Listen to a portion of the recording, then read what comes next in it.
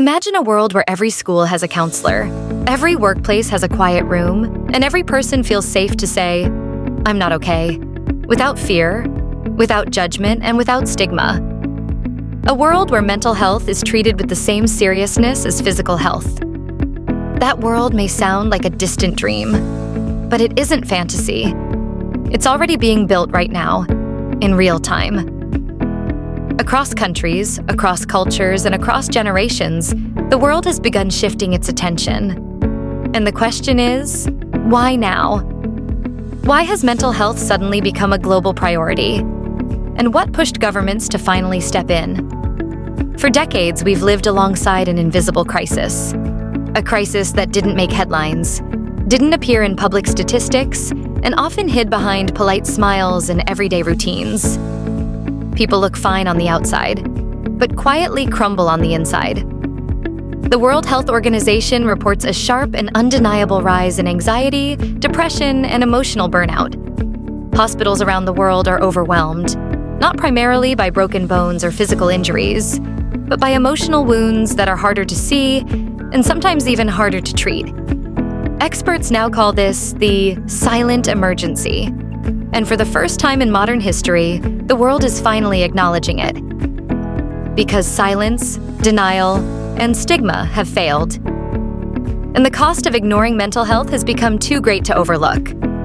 We're often told to be stronger, be patient, stay positive, or to simply toughen up. But what if the problem isn't the individual? What if the real issue is the system that surrounds us? Long working hours, academic pressure, economic uncertainty, social media comparison, information overload, and the constant demand to perform, achieve, and succeed all create emotional burdens far beyond human limits. This isn't about personal weakness. This is a structural problem. And structural problems require structural solutions. That is why governments, institutions, and public health systems are now integrating mental health into their core policies. Integration means mental health is no longer treated as an isolated issue. It becomes part of every sector of life, embedded into schools, workplaces, hospitals, public spaces, transportation systems, community programs, and even digital apps. It becomes something woven into society, not added as an afterthought. Think of it like electricity. Not an optional service, not a luxury, but essential social infrastructure that everyone deserves access to.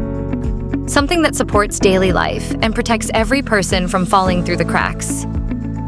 This shift marks one of the biggest public health transformations since the global pandemic. For the first time, we are recognizing that mental health is a foundation of human life, not a secondary concern. We are building a world that understands that emotional well-being is not a privilege, but a universal right. A world where asking for help is normal, support is accessible, and healing is possible for everyone. The silent emergency is no longer silent, and the world is finally listening.